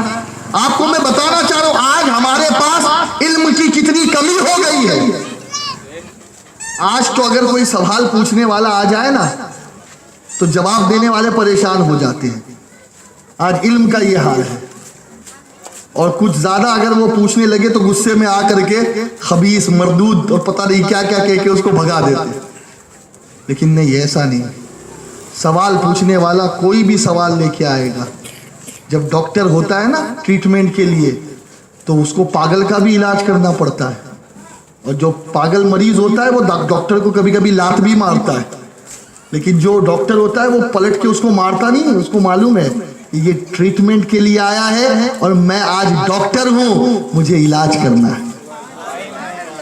یہ پیاسے لوگ ہیں, یہ نوجوان بہت پیاسے ہیں. اور اے نوجوانوں, میں تم سے کہوں گا خدا کے لیے, کوئی کویشچن جب دل میں آئے نا اسے دل میں مت رکھو. اس لیے کہ یہی کویشچن دل میں نفاق کا بیج بوتا ہے اور بڑھتے بڑھتے انسان بے ایمان ہو جاتا ہے, گمراہ ہو جاتا ہے.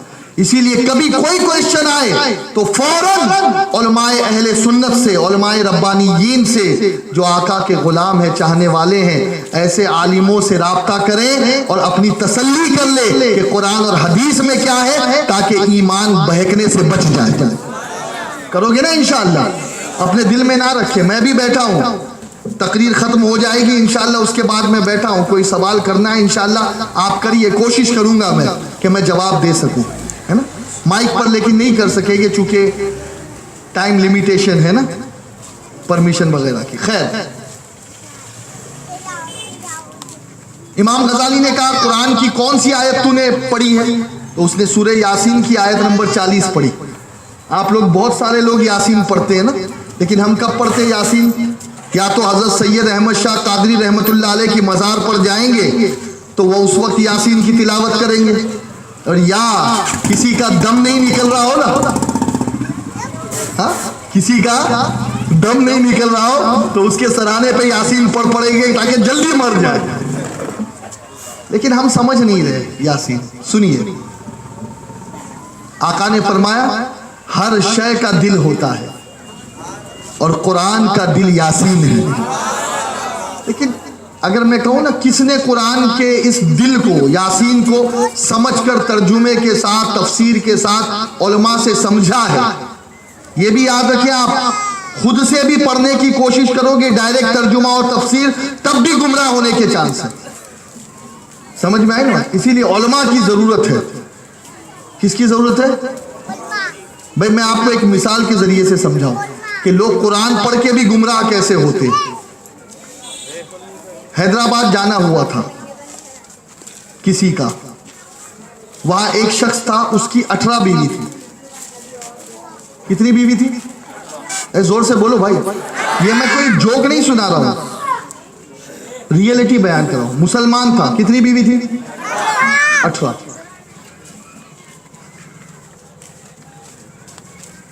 اب وہ پوچھنے والے نے کہا یار چار الاؤڈ ہے, مسلمان کو کتنی الاؤڈ ہے؟ यहाँ 4 ही होती है ना, क्या 5-6 भी करते हैं इस इलाके वाले? अच्छा 4 करते हैं, अच्छा बहुत दिल वाले लोग हैं भाई। 4 संभालना, यहाँ तो एक ही नहीं संभले जाती भाई। खैर, लेकिन उसका दिल कितना होगा, वो उसने 18 किए थे, 18 हैदराबादी था। तो उससे कहा भाई तूने 18 कैसे कर दिया? कहा कुरान से। अब आप देखिए जो उल्टा पुल्टा समझते हैं ना, उनका हाल क्या होता है। कहा कुरान में 18। तो उसको बहुत हैरत हुई कि यार आज तक के तो हमने कुरान में पढ़ा है कि 4 ही जायज है, वो भी उस वक्त जब अदल कर सको, वरना एक ही है ना, अदल शर्त है। जब 2 बीवियों में इंसाफ कर सको तभी आगे बढ़ो, वरना एक पर ही स्टॉप लगा दो भाई। और मैं तो आपसे गुजारिश करूंगा भाई, एक पे स्टॉप लगाओ, वरना बहुत गड़बड़ हो जाएगी, बहुत गड़बड़ हो जाएगी। क्योंकि हम लोग अदल करने वाले लोग नहीं है भाई, अपने आप से अदल नहीं करते, अपनी बीवियों से क्या अदल करेंगे। सुनिए आप, 18 निकाह किए उसने। अब जब उसको किसी ने पूछा तो कहा कुरान में है 18 निकाह। मैंने तो कुरान से पढ़ा है। कहा अच्छा कहाँ है कुरान में? तो उसने वो आयत पढ़ी, मसना व सुलासा व रुबा। कहा देखो कुरान में अल्लाह ने क्या कहा, फन कहू मा ताबा लकुम मिनन निसा मसना व सुलासा व रुबा, कि तुमको जो औरतें पसंद आए उनसे निकाह करो, 2-2, 3-3, 4-4। तो उसने कहा आप गिनो, आप 2-2, 4, 3-3, 6, कितना हो गया? हाँ 10, और 4-4, 8 है ना कुरान में 18। जी ऐसे लोग हैं, और अल्लाह ने कुरान में खुद कहा है ऐसे लोगों के बारे में, युदिल्लु बिही कसीरा व यहदी बिही कसीरा, कि इसी कुरान को पढ़कर कई लोग गुमराह हो जाएंगे और इसी कुरान को पढ़कर कई लोग हिदायत पा जाएंगे। इसीलिए हमेशा दुआ करो अल्लाह हमें कुरान से हिदायत दे, वरना कुरान पढ़ने वाले गुमराह भी होते हैं। कई ऐसे लोग हैं, आका फरमाते हैं कि कुरान जिनके हक में बद्दुआ करता है और कुरान पढ़ने वालों पे लानत करता है। यानी इतना बुरा पढ़ते हैं वो कुरान को, इतना गलत पढ़ते हैं वो कुरान को, इंटरप्रेशन इतना कुरान का गलत करते हैं कि कुरान उन पे लानत करता है। ऐसे लोग भी हैं। और मैं उन लोगों से जो बड़े ही धड़ल्ले के साथ कहते this book is book of understanding, then take it this Quran and read and understand what Almighty Allah say us. Please ऐसे गुमराह मत होना। क्यों? क्योंकि आप और हमारे अंदर ये सलाहियत है ही नहीं कि हम कुरान को डायरेक्ट समझ लें तर्जुमे या तफसीर से। क्यों? मैं आपको बस एक मिसाल के जरिए से समझाऊं, शायद आपके समझ में आ जाए। आप MBBS के स्टूडेंट हैं। कौन से? साइंस के स्टूडेंट है, ठीक है, साइंस। हाँ, मार्केट में बुक मिलती है, कौन सी बीमारी के लिए कौन सी दवा है ना? तो आज के बाद आप क्या करना मालूम है? डॉक्टर के पास मत जाना, हॉस्पिटल मत जाना, बल्कि डायरेक्ट जाना। कोई बीमार हो ना, जैसे किसी को डेंगू हो गया, किसी को HIV हो गया, किसी को इबोला हो गया, कुछ भी हो गया, तो आप डायरेक्ट जाना किधर? मार्केट, और बुक स्टॉल से बोलना कि वो जो मेडिसिन की बुक आती है ना वो मुझे दे दे। फिर उसको लाना, घर में खोलना, फिर उसमें पढ़ना कि भाई इसको क्या बीमारी है, ओहो इसको डेंगू हो गया, तो डेंगू पढ़ के खुद ही दवा दे देना। करोगे ऐसा आप? अंग्रेजी भी आपको आती है, थोड़े से पढ़े लिखे भी है आप, डॉक्टर के पास क्यों जाते हो? करोगे ऐसे आप? बोलो, जोर से बोलो यार। नहीं, आप कहोगे भाई रिएक्शन भी हो सकता है, हाँ हमको पता नहीं किसको कितनी दवा दे, कितने पावर की दे, और ये डॉक्टर लोग हजाम थोड़ी है। अगर ऐसे ही सब लोग करने लगे तो डिस्पेंसरी बंद हो जाए, अस्पतालों में ताले लग जाए, हर आदमी जो इंग्लिश पढ़ने वाला है वो डॉक्टर बन जाए। तो आप क्या करते? नहीं, एक MBBS का स्टूडेंट भी वहां से निकलने के बाद 5 साल प्रैक्टिस करता है किसी अच्छे डॉक्टर के पास, उसके बाद वो दवा लिखना शुरू करता है। اور یہاں قرآن کے معاملے میں معاذ اللہ لوگ یہ سمجھتے ہیں کہ بس قرآن پڑھو، ترجمہ پڑھو اور روڈ پہ کھڑے ہو کے بیان کرنا شروع کر دو. نہیں، اتنا آسان نہیں ہے قرآن، ورنہ یاد رکھو گمراہ ہو جاؤ، گمراہ ہو جاؤ. اب سنیے، آپ امام غزالی رحمت اللہ علیہ کی بات بتا رہا تھا. وہ آیا، آپ نے کہا کون سی آیت سے تو نے یہ مطلب لیا ستاروں کی سیدھی گردش؟ تو اس نے سورہ کہف، سورہ یاسین کی آیت نمبر 40 پڑھی، وَكُلٌّ فِي فَلَكٍ يَسْبَحُونَ، کہ فلک پر یہ جو ستارے ہیں، اس کا مفہوم عرض کر رہا ہوں، یہ اپنے دائرے میں گردش کرتے ہیں. آپ نے کہا اسی سے لیا؟ کہا ہاں. آپ نے کہا اس میں دونوں گردش موجود ہے. غور سے سننا اسٹوڈنٹس، پلیز توجہ یہاں ہو آپ کی. آپ نے کہا کلن فی فلک، کیا اردو آتی ہے نا آپ کو؟ اردو عربی تھوڑی تو پڑھتے ہیں نا. کلن، کاف لام، کلن، فی، فے یا فی، فلک فے لام کاف. آپ نے کہا کلن فی فلک کو الٹا پڑھ، تو جب الٹا اس نے پڑھا تو الٹا بھی کلن فی فلک. آپ نے کہا اسی آیت میں سیدھی گردش بھی ہے، اسی آیت میں الٹی گردش بھی موجود ہے.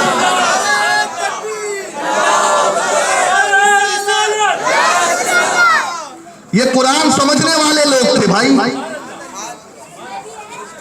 صرف یوں نہیں کہ قرآن کو پڑھ پڑھ کے پھونک مارے، نہیں، یہ وہ لوگ تھے جو قرآن پر عمل کرنے والے، قرآن کو سمجھانے والے لوگ. اور اسی لیے ان کے ہاتھ پہ ہزاروں یہودی کلمہ پڑھتے تھے، عیسائی کلمہ پڑھتے تھے، بے دین دین میں داخل ہوتے ہوتے. خیر، وقت بہت زیادہ ہو گیا ہے. بس اخیر میں آپ سے ایک گزارش کرتا ہوں کہ یہ جو قرآن کے 14 حقوق ہیں، آج اسے اپنے ذہن میں محفوظ کر لیں اور یہاں سے اٹھیں. اور ہر مومن کے لیے قرآن کا حق ادا کرنا ضروری ہے. اور ایک حق میں بھی اگر ہم نے کمی کی تو یاد رکھنا، کل قیامت کے میدان میں ہم ہوں گے، اللہ ہوگا اور قرآن ہوگا، اور قرآن ہم پر مقدمہ دائر کرے گا. مولا اس بندے نے میرے حق کو ادا نہیں کیا. اس وقت ہمارے پاس نہ اس وقت ہم رشوت کھلا سکتے ہیں کسی کو، نہ اس وقت کوئی پارشلٹی چل سکتی ہے، نہ وہاں کوئی تیسرا راستہ یا دوسرا راستہ ہے. خدائے قہار ہے غضب پر، کھلے ہیں بدکاریوں کے دفتر. یہ پوزیشن ہوگی، لہٰذا اس دن سے ڈرو. اور آج عہد کرو سنی دعوت اسلامی کے اس اجتماع میں آنے والوں، انشاءاللہ ہم یہاں سے اس بات کا عہد کر کے اٹھیں گے کہ ہم صرف رٹنے کی طرح، پوپٹ کی طرح، طوطے کی طرح قرآن پڑھیں گے نہیں، بلکہ کوشش یہ کریں گے کہ اب قرآن کا حافظ بھی بنائیں گے اپنے بچے کو، اور قرآن کا عالم بھی بنائیں گے، اور قرآن پر عامل بھی ہوں گے انشاءاللہ، عمل بھی کریں گے انشاءاللہ. کوشش کریں گے نا انشاءاللہ. اب یہ 14 حقوق کیا ہے، اسے اپنے ذہن میں محفوظ کر لیں. امام نووی رحمت اللہ تعالی جنہوں نے مسلم شریف کی شرح کی ہے، اور یہ تقریباً 800-900 سال پرانے بزرگ ہیں. انہوں نے التبیان ایک کتاب لکھی ہے، اس میں انہوں نے لکھا کہ قرآن کے کل 14 حقوق ہے اپنے قاری پر. کتنے حقوق ہے بولیے، زور سے بولیں. ہاں، آج کے بعد اپنی زندگی میں ان 14 چیزوں کو بسا لینا ہے، بسا لینا. نمبر 1، وہ کہتے ہیں کہ قرآن مقدس کے حوالے سے سب سے پہلا حق قرآن کا یہ ہے کہ ہم قرآن کو خالق کا کلام سمجھیں، اور قرآن پر ایسا ایمان رکھے کہ کوئی مخلوق اس کلام کو بنا نہیں سکتی. پہلا حق ہے. عاجز ہے پوری دنیا ایک ہو جائے، قرآن تو قرآن ہے، قرآن کی ایک آیت بھی نہیں بنا سکتے. اور یہی چیلنج قرآن نے 1400 سال پہلے بھی کیا تھا اور قیامت تک کے سارے لوگوں کے لیے ہے. جو قرآن کا انکار کرے ایک آیت نہیں بنا سکتے. کیوں؟ کیونکہ یہ کلام اللہ کا کلام ہے. پہلا حق کیا ہے کہ ہم یہ عقیدہ رکھتے کہ یہ کلام خالق کا کلام ہے اور مخلوق ایسا کلام بنانے سے عاجز ہے. بولیے، مخلوق ایسا کلام بنانے سے عاجز ہے. نمبر 2 فرماتے ہیں کہ اس طریقے سے ایمان بھی، اس طریقے سے اس پر ایمان لائے. نمبر 2 ہم کہتے ہیں نا آمنت باللہ و کتبہ، تو کتاب کو ماننے کا مطلب یہ کہ اس بات کو پختہ ماننا نہیں. This is word of God, this is word of almighty اللہ. یہ کسی انسان کا کلام ہے ہی. ٹھیک ہے نا؟ یقین رکھیں گے اس پر، اور جس دن آپ یقین رکھیں گے نا تو پھر دوسرا حق جو ہے وہ خود بخود ادا ہوگا. دوسرا حق کیا ہے؟ وہ تعظیم، اس کی تعظیم کرنا، کبھی اس کی بے ادبی نہ کرنا، کبھی اس کو چومنا، سر پہ رکھنا، آنکھوں سے لگانا، دل سے لگانا، ہے نا؟ ہمیشہ اس کی تعظیم کرنا، اسے اوپر جگہ پر رکھنا، ہر کتاب سے ٹاپ پر اسے رکھنا، کبھی بے وضو اسے نہ چھونا، کبھی بے غسل اسے نہ چھونا، رسپیکٹ کرنا جتنا کر سکو. ارے وہ حضرت بشر حافی تھی جنہوں نے صرف بسم اللہ الرحمن الرحیم کی تعظیم کی تھی. شراب کے عالم میں اللہ نے انہیں اپنا ولی بنا لیا. یقیناً جو پورے 6666 آیتوں کی تعظیم کرے گا اللہ اسے بھی عظیم مقام عطا کرے گا. نمبر 3 امام نووی بیان کرتے ہیں کہ اس کا تیسرا حق یہ ہے کہ صرف تعظیم کرنے کا یہ مطلب نہیں کہ اسے چومتے رہو یا اوپر رکھو، نہیں، بلکہ اس کا تیسرا حق یہ ہے تلاوت ہو، اس کی کثرت سے تلاوت کرو. رمضان ہو یا غیر رمضان، میت ہو یا نہ ہو، لیکن قرآن پڑھنا ہے، پڑھنا ہے، پڑھنا ہے. صبح ہاتھوں میں قرآن ہو، شام ہاتھوں میں قرآن ہو، زبان پہ چلتے پھرتے قرآن کی آیتیں ہو. اور آقا نے فرمایا نا، جس طریقے سے لوہے کو زنگ لگتا ہے نا، دل کو بھی زنگ لگتا ہے، دل کو بھی زنگ لگتا ہے. صحابہ نے عرض کہ حضور لوہے کے زنگ کو دور کرنے کا طریقہ ہمیں معلوم ہے، دل کے زنگ کو کیسے دور کرے؟ تو آقا نے فرمایا موت کو یاد کرو اور قرآن کی تلاوت کرو، قرآن کی تلاوت کرو، اس سے دلوں کا زنگ دور ہو جاتا ہے. تو کریں گے تلاوت انشاءاللہ. اب ہو سکتا ہے کئی ایسے لوگ ہیں، کئی ایسے بوڑھے ہیں جو کہیں گے یار مولانا بچپن میں پڑھے تھے ہم نے اور اب تو بھول گئے ہیں، اب کیا کریں؟ تو سنو، اب بھی اگر آپ قرآن سے محبت کرو گے، اللہ فرماتا ہے قرآن میں وَيَسَّرْنَا الْقُرْآنَ لِلذِّكْرِ، اللہ نے قرآن کو سیکھنے کے لیے آسان کر دیا. آپ کوشش کرو، اللہ خود بخود اس قرآن کا علم آپ کے دل میں ڈال دے گا. یہ اللہ کا وعدہ ہے، قرآن کا وعدہ ہے. اور الحمدللہ میں نے تو 60 اور 70 سال کے بزرگوں کو دیکھا ہے. بچپن میں وہ نہیں پڑھے تھے، جوانی میں نہیں پڑھے تھے، لیکن جب 60 سال کی عمر میں پہنچ گئے نا، اور اس وقت بھی جب مسجد کے مؤذن کے پاس روزانہ وقت دینے لگے تو الحمدللہ وہ بھی قرآن پڑھنا سیکھ گئے.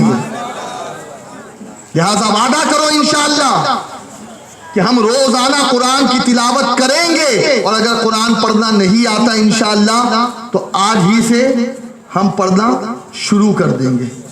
اور سبحان اللہ، سنی دعوت اسلامی نے تو آپ کے لیے انتظام بھی کر رکھا ہے. کسی بھی عمر میں ہوا، کسی بھی عمر میں ہوا، تحریک نے الحمدللہ آپ کے لیے انتظام کر دیا کہ آپ کے اس علاقے میں مدرسے اہل بیت قائم کر دیا کہ جس مدرسے میں انشاءاللہ آپ کوئی بھی عمر میں ہو ایڈمیشن لے لو، آپ کو انشاءاللہ قرآن پڑھنا سکھایا جائے گا. اور صرف قرآن پڑھنا نہیں بلکہ انشاءاللہ قرآن کے ساتھ ساتھ آپ کو نماز کی بھی تعلیم دی جائے گی. اور میں گزارش کروں گا ہمارے ساتھیوں سے کہ کسی عالم دین کا روزانہ نہ صحیح ہفتے میں ایک بار درس قرآن رکھے تاکہ قرآن کی تفسیر بھی سمجھے اور قرآن کے احکام کا علم بھی ہمارے پاس آئے. تو آپ لوگ ایڈمیشن لیں گے اور اپنے بچوں کا ایڈمیشن کرائیں گے مدرسہ اہل بیت میں کرائیں گے نا انشاءاللہ. یہ ہماری تحریک کا مدرسہ ہے. اور صرف ایڈمیشن نہ کرائے بلکہ اس مدرسے کو ڈونیشن بھی دیں گے یا نہیں؟ بولو بھائی. بنا پیٹرول کے تو گاڑی چلتی نہیں ہے. اگر آج میں بھی آپ کے سامنے آیا ہوں نا تو خرچ کرنے کے بعد ہی یہاں پہنچا ہوں. ہوا نے مجھے فری میں اڑا کے یہاں نہیں پہنچایا. لہٰذا ہر چیز کے لیے گاڑی چلتی ہے اس وقت جب پیٹرول لگتا ہے. تو دیں گے انشاءاللہ. تعاون دیں گے یا نہیں؟ ہے نا. اور آپ کے محلے سے بسیں بھی جاتی ہیں میں نے سنا عورتوں کی. کہاں کے لیے؟ اجتماع کے لیے. تو اس سال بھی جائے گی کیا نہیں جائے گی؟ کتنی گئی تھی گزشتہ سال؟ یار اتنی بڑی آبادی اور بس 6 تو مسجد ہے. اگر ہر مسجد کی ایک بس آپ سمجھیں گے تو میں یہ سمجھتا ہوں کہ 6 مسجد کی 6 بسیں لگ جانی چاہیے کم از کم. تو اس سال وہ بسیں بھی بڑھنی چاہیے. ارے یار وعدہ ہی نہیں کر رہے آپ لوگ. کوشش کریں گے یا نہیں؟ بولو ہے نا. اور یہاں کے بھی کچھ ہمارے جو گلی والے بھی آئے ہیں. ہاں بھائی وہاں سے بھی بسیں بڑھنی چاہیے ہے نا. کیونکہ اس بار ماشاءاللہ 2 پروگرام ہم نے آپ کو دے دیے ہے نا. کریں گے نا کوشش انشاءاللہ. تو تیسرا حق قرآن کا کیا ہے؟ اس کی تلاوت. سمجھ میں آئے یا بولو زور سے بولو. سمجھ میں آئے لیکن ہم کو پڑھنا ہے بس پڑھنا ہے.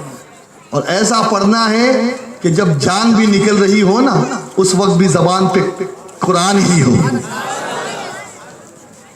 اور حسین نے تو کیا پڑھا ہے. سر کٹ گیا پھر بھی کربلا میں سورہ یاسین زبان سے جاری ہے.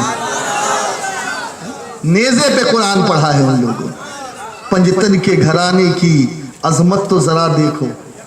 پنجتن کے گھرانے کی ہاں صرف کھچڑا مت کھلاؤ یا صرف شربت مت پلاؤ یا 10 دن کا پروگرام کر کے حسین کو بھول مت جاؤ بلکہ یہ یاد رکھو کہ کربلا میں شب عاشور بھی قرآن پڑھا جا رہا تھا اور سر کٹنے کے بعد بھی قرآن کی تلاوت ہو رہی ہے. اگر سچے حسینی ہیں تو قرآن کی تلاوت کرتے رہیں گے. یہ تیسرا حق ہے. چوتھا حق یہ ہے کہ جو بھی قرآن کے خلاف بولے, جو بھی قرآن میں تحریف کرنے کی کوشش کرے, بگاڑ پیدا کرنے کی کوشش کرے, جو بھی قرآن کے خلاف زبان کھولے, اس کا جواب دینا یہ مسلمان کا حق ہے. یہ بھی ہمارا کام ہے. کہیں قرآن پہ انگلی اٹھے, کہیں قرآن کو جلایا جائے, کہیں قرآن کو معاذ اللہ رب العالمین اس کی بے حرمتی کی جائے, تو یاد رکھیں مسلمان برداشت نہیں کریں گے. یہ ہمارا کلام اللہ کا کلام ہے جو اللہ نے ہمارے لیے نازل کیا. تو یہ بھی ہماری ذمہ داری ہے کہ جب اس پر لان و تان ہو تو باطل کو اس کا جواب دیں ہم, ہے نا. اب وہ کس طریقے سے دینا ہے آپ کے حساب سے. بات کا جواب بات سے, اور آپ سمجھدار ہیں, لیکن قرآن کی بے حرمتی ہم برداشت نہیں کریں گے. نمبر 5, قرآن کا یہ حق ہے کہ ہم اس کتاب کی تصدیق کریں کہ یہ خالق کی کتاب ہے. یعنی جب پڑھے نا الف لام میم مولا صحیح ہے, ذالک الکتاب لا ریب فیہ مولا صحیح ہے, لا اکراہ فی الدین مولا یہ صحیح ہے, تیرا ایک ایک لفظ صحیح ہے, تیرا بیان کردہ ایک ایک جملہ صحیح ہے, دل سے تصدیق کرے, یہ حق ہے. ہاں ایک آیت بھی جھوٹی نہیں ہے, وہ رب سچا ہے, اس کی ہر بات سچی ہے. چھٹا حق قرآن کا یہ ہے کہ اللہ نے قرآن میں جو احکام نازل کیے ہیں, نکاح کا احکام, طلاق کے احکام, نماز کے احکام, عشر کے احکام, زکوٰۃ کے, روزے کے, وراثت کی تقسیم کے, آپ سمجھ رہے نا, حدود کے, کس جرم کی کیا سزا ہے, یہ سارے احکامات پر इससे वाकिफ होना, ये छठा हक है कुरान का। कितवा हक है? हाँ, क्या क्या हुक्म है बंदे के लिए, वो सारे हुक्म मालूम होने चाहिए। आज तो पता ही नहीं हमको, हम तो 5 चीजों के अलावा छठी चीज नहीं जानते भाई। तौहीद और रिसालत, नमाज, रोजा, हज, ज़कात हम समझते नहीं। अरे जिंदगी का वो कौन सा ऐसा पहलू है जिसमें आपको कोई प्रॉब्लम हो, उसका जवाब कुरान में ना हो। तलाक के मसले मौजूद है कुरान में, मुआशरत के मसले कुरान में मौजूद है, जो भी अहकाम है, ठीक है ना, फिक्र के उस पर उसकी वाक़ियत। 7वां कुरान का हक ये है हमसे कि हम इसकी नसीहत को दिल से कबूल करें। ये नहीं कि इस कान से सुने और इस कान से निकाल दे। भाई निकलता तो कुछ नहीं है, 2 कान हैं, दोनों कान से सुनते और यहाँ फिट होता है। अब ये फिट क्यों होता है? अल्लाह ने जबान एक दी है, कान क्यों? सुनो ज्यादा, बोलो कम। और हम तो ज्यादा बोलते हैं भाई, सुनने को तैयार नहीं हम। तो फरमाया गया इसका 7वां हक ये है कि इसकी नसीहत को दिल से कबूल करो। और सिर्फ कबूल करने का मतलब क्या है? उस पर अमल करना शुरू कर दो। 8वां हक ये है कि कुरान में जो अल्लाह ने अजायबात का जिक्र किया है, जन्नत, दोज़ख, मौजिज़ात, आसमानों का, पहाड़ों का, समंदरों का, समंदर के अंदर जो एक दुनिया बसी हुई है, उस दुनिया का, याकूत, मरजान, इन तमाम चीजों का, तो अब उन चीजों पर भी गौर करो, अजायबात पे गौर करो। ये इसका 8वां हक है। 9वां हक ये है कि कुरान में जो मुहकमात आयत है, जिसका हुक्म वाज़े है, उन आयतों पे अमल करो जो मुहकमात है। 10वां ये कि जो मुतशाबिहात है, यानी जिसका हुक्म गुंजलक है, जिसमें 2 पहलू निकलते हैं, तो अब उसमें क्या करें? उसे दिल से तस्लीम करें। 11वां हक कुरान का ये है कि इस कुरान में खास आयत और आम आयत कौन कौन सी है, यानी कौन सी आयतें खास है और कौन सी आयतें आम लोगों के लिए, कौन सी आयतें खवास के। ये नहीं कि जो आयतें अल्लाह ने मोमिनों के लिए नाजिल की है, उस आयत को आप जो है वो माज़अल्लाह बुतों के लिए चिस्पा कर दे। नहीं, जो आयत अल्लाह ने बुतों के लिए नाजिल की है, उन आयतों को आप अल्लाह के वलियों पे चस्पा कर दे। नहीं, जो खास आयतें जिनके लिए है उन्हीं के लिए, जो आम है वो आम, इसका इल्म रखना ये भी जरूरी। आज यही तो हो रहा है, कुछ लोग जो कुरान के इल्म से नावाकिफ है, वो यही कर रहे हैं कि जो आयतें अल्लाह ने बुतों के लिए कुरान में नाजिल की, वो आयतें अल्लाह के नबियों के लिए, वलियों के लिए और मुसलमानों के लिए पढ़कर गुमराह हो रहे हैं। लिहाजा ये इल्म हासिल करना बेहद जरूरी है। फिर 12वां हक कुरान का ये है कि हम इसके इल्म को फैलाएं, खास और आम आयत की तहकीक करें और इसके इल्म को फैलाएं, ये हमारी जिम्मेदारी है। लेकिन भाई मुसलमान इसके इल्म को फैलाएगा कहां से? उसको खुद नहीं आता, तो फैलाएंगे इंशाअल्लाह इसके इल्म को। अब आप कैसे फैलाएंगे? तो मैं आपको एक तरीका बताऊं। आपको नहीं मालूम ना, कोई बात नहीं, आप हर हफ्ते एक आलिम दीन को मुतय्यन कर दें, उसको बिठाएं और लोगों को बुलाएं और कहें इनकी तकरीर सुनो, ये कुरान का इल्म दे रहे हैं। इस तरीके से इल्म को फैलाए। ये आजाद मैदान का जो इज्तिमा है, अल्हम्दुलिल्लाह, ये इज्तिमा भी किसी और मकसद के लिए नहीं बल्कि कुरान के इल्म को फैलाने के लिए।